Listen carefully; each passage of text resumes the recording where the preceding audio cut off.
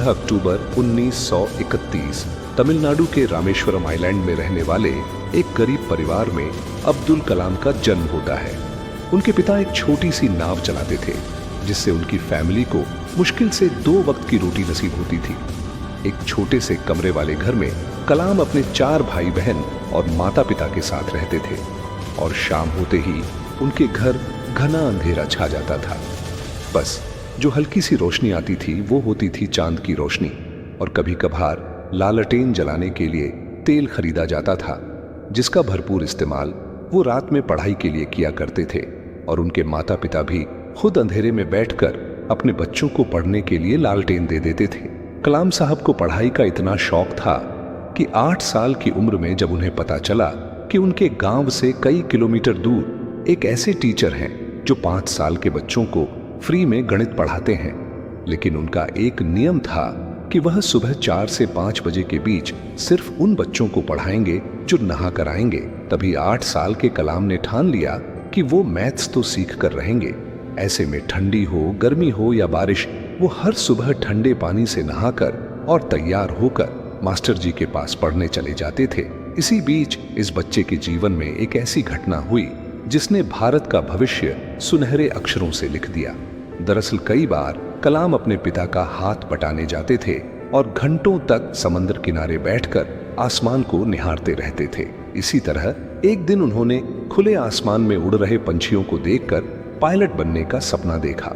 वह कहते थे कि सपने तभी सच होते हैं जब हम उन्हें देखना शुरू करते हैं, लेकिन इस सपने की राह में इतने कांटे बिछे थे कि आगे बढ़ते हुए उनके पैर ही छिल गए, जिसमें सबसे बड़ा कांटा था आर्थिक तंगी। 10 साल की उम्र में कलाम साहब समझ गए थे कि उन्हें अपने परिवार का हाथ बटाने की जरूरत है, इसीलिए उन्होंने अखबार बांटना शुरू कर दिया। कलाम साहब हर सुबह अपनी साइकिल पर रेलवे स्टेशन जाते, वहां से दीनामणि नाम के अखबार कलेक्ट करते और पूरे गांव के घर घर में अखबार पहुंचाते। इस दौरान भी वह चलते चलते पूरा अखबार पढ़ लेते थे।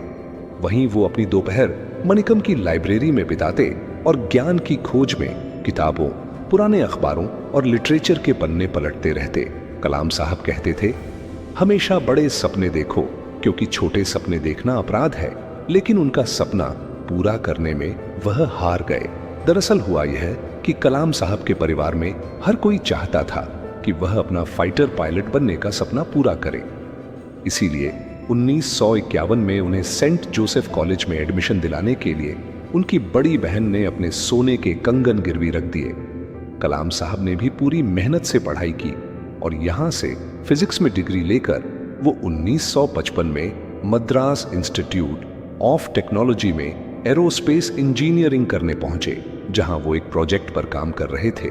मगर समय बीता जा रहा था और प्रोजेक्ट खत्म होने का नाम नहीं ले रहा था, जिसको देखकर एक बार कॉलेज के डीन काफी गुस्सा हो जाते हैं और उन्होंने गुस्से में अब्दुल कलाम जी से कहा कि अगर तुमने 3 दिन में यह प्रोजेक्ट पूरा नहीं किया तो मैं तुम्हारी स्कॉलरशिप कैंसिल कर दूंगा। जिससे वो इतना घबरा गए कि अगले 3 दिन तक उन्होंने बिना रात की नींद लिए दिन रात उस प्रोजेक्ट पर काम किया और उसे कंप्लीट कर दिया, जो देख डीन काफी खुश हुए और उन्होंने कलाम से कहा कि मैं जानता था कि तुम में वो काबिलियत है, लेकिन मैं देखना चाहता था कि तुम में मुश्किल वक्त को सहन करने की क्षमता है या फिर नहीं। और इसी घटना से उन्हें काफी आत्मविश्वास मिला। मगर वह कहते हैं ना, सब कुछ आसानी से मिल जाए तो कोई महान ना बन पाता, और उन्हें महान बनाने के लिए ही कुदरत ने उन्हें ऐसी पटकनी दी जिससे किसी भी आम इंसान की कमर टूट जाए। जी हाँ, उन्होंने अपने सपनों को पूरा करने के लिए इंडियन एयरफोर्स के एग्जाम दे दिए और इंटरव्यू देने देहरादून चले गए।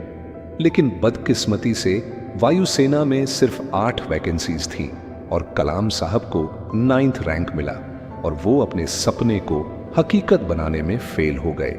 उस वक्त वो नौजवान अपनी आंखों के सामने हर उम्मीद को टूटते हुए देख रहा था। दुख, दर्द और पीड़ा इतनी थी कि उन्हें अपनी जान लेने तक के ख्याल आए। उस वक्त वह उत्तराखंड के ऋषिकेश में चले गए और एक दिन वह गंगा किनारे टहल रहे थे। उस वक्त उनके दिमाग में नदी में कूदने के ख्याल भी घूम रहे थे, मगर तभी उन पर स्वामी शिवंद की नजर पड़ी। उन्होंने कलाम के पास आकर उनके कंधे पर हाथ रखते हुए पूछा, बेटा क्या हुआ? तो सुनकर कलाम की आंखें भर आईं और उन्होंने स्वामी जी को पूरी बात बताई कि मेरी बहन ने मुझे पढ़ाने के लिए अपने गहने गिरवी रखे थे, लेकिन मैं फेल हो गया। अब मुझे कोई रास्ता नहीं दिख रहा कि मैं क्या करूं। तब स्वामी जी ने उन्हें कहा कि बेटा, तू असफल नहीं हुआ है। ऊपर वाले ने तुम्हारे लिए इससे भी कुछ बड़ा सोच कर रखा है, इसीलिए उदास मत हो। वापस जा और कुछ नया करने की कोशिश कर, क्योंकि जीवन में हर रोज सूरज निकलता है और नया सवेरा होता है। स्वामी जी की इस बात से अब्दुल कलाम सर को काफी हिम्मत मिली और उन्होंने वापस आकर DRDO यानी कि defence research and development organisation join कर ली। लेकिन यहाँ छोटे मोटे प्रोजेक्ट्स पर काम करके वो खुश नहीं थे। इसी बीच उनकी मुलाकात विक्रम साराभाई से हुई, जिन्होंने APJ अब्दुल कलाम की काबिलियत से खुश होकर उन्हें अपना स्टूडेंट बना लिया और Indian national committee of space research यानी कि इनको स्पार में ट्रांसफर मिल गया, जहां उनका पहला मिशन था भारत के पहले रॉकेट की उड़ान भरना। लेकिन शुरुआत स्टेज में होने के कारण इनको स्पार्क के पास ना तो कोई वर्कशॉप थी और ना ही कोई ऑफिस। हर चीज कठिन लग रही थी। तभी कलाम साहब ने अपनी टीम से कहा, हमें हार नहीं माननी चाहिए और किसी भी चुनौती को हमें हराने का मौका भी नहीं देना चाहिए। जिसके बाद उन्होंने केरल के धुंभा गांव में एक चर्च को अपना वर्कशॉप बना लिया और वहां के फादर के घर को अपना ऑफिस। फिर सरकार से मिले थोड़े बहुत पैसों से उन्होंने बकायदा पूरे रॉकेट को ही बना डाला।